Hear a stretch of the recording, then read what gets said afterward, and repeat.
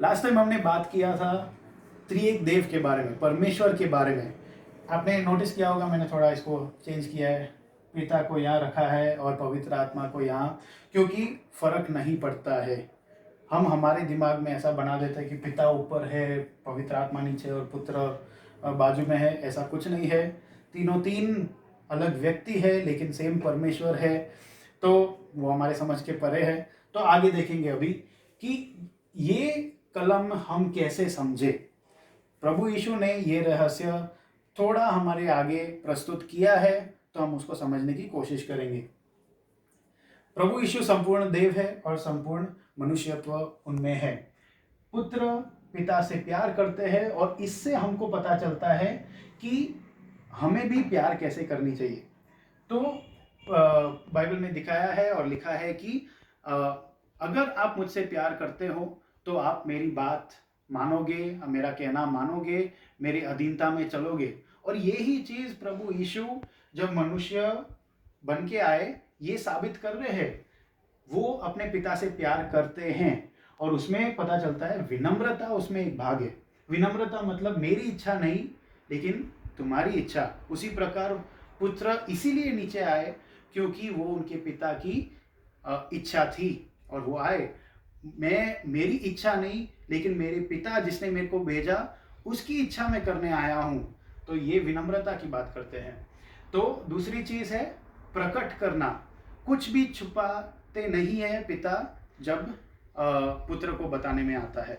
तो जो भी पिता को पता है, जो भी पुत्र को पता है, दोनों मतलब एक दूसरे को प्रकट करते हैं।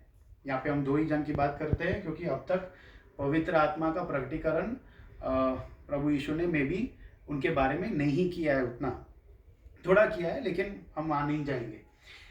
तीसरी चीज रिश्ता या वार्तालाप।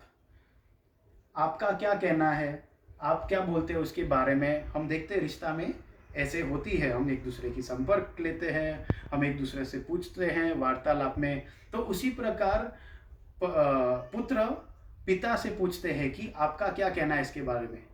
पिता पुत्र से पूछते हैं आपका क्या कहना है, और फिर मिलके एक डिसीजन बनाते हैं या कोई भी एक निर्णय लेते हैं तो दूसरे सहमत हो ही जाते हैं। इतना प्यार है, इतना भरोसा है एक दूसरे पे, क्योंकि दोनों परमेश्वर ही है। नहीं तो हम थोड़ी भरोसा रख सकते हैं, जितना भी प्यार हो हम भरोसा तो नहीं रख पाएंगे। तो यहाँ पे विश्वास की बात आई, भरोसा। हम बोल सकते हैं मुझे बैंक, मैं मानता हूँ कि बैंक अच्छी तरह पैसे रखते हैं लेकिन उससे आपको कोई फायदा नहीं होगा। लेकिन अगर आप भरोसा रखते हो बैंक पे तो आप पैसे डालोगे। अगर मैं बोलूँ कि मुझे मेरे पत्नी से बहुत प्यार है, या पत्नी बोले कि मुझे मेरे पति से बहुत प्यार है, मैं उसको पूरी तरह भरोसा करती हूँ, मैं मानती हूँ कि वो बहुत अच्छा आदमी है। लेकिन जब तक हम मान लो मैं मेरा लाइफ सेविंग उसमें नहीं डालूँ, या ऐसा कुछ एग्जाम्पल लेंगे, ले सकते हैं आप उदाहरण, जब तक मैं उस पर एक्शन नहीं करूँ भरोसे का तो वो सच में विश्वास नहीं हुआ। लेकिन कुछ सबूत चाहिए उसके लिए, तो परमेश्वर ने सबूत दे दिया हमको। मर के वो जी उठे, सजीवित हुए, स्वर्ग गए, उन्होंने सबूत दे दिया कि वो परमेश्वर है और फिर हम उस पर भरोसा रख सकते हैं। उसी प्रकार प्रभु यीशु यहाँ पे यहूदियों को, जो लोग मानते थे कि एक ही परमेश्वर है, उनको धीरे धीरे से दिखा रहे हैं कि वो कैसे वो मानवता उनके रूप धारण किया है लेकिन वो कैसे परमेश्वर है। धीरे धीरे से वो सबूत दे रहे कि प्रभु यीशु खुद कैसे परमेश्वर है। पिता पुत्र पवित्र आत्मा सब परमेश्वर है। तो एक और चीज देखते हैं, ये कलमों में लिखा है कि पिता को जो आदर देता है वो पुत्र को भी आदर देगा। मतलब जो पुत्र को आदर नहीं देंगे, मतलब जो प्रभु यीशु को आदर नहीं करेगा, वो पिता को आदर नहीं करते हैं। और हमको पता है, यशाया में लिखा है कि परमेश्वर अपना आदर या अपनी महिमा किसी को नहीं देगा। तो ये कहाँ से आया?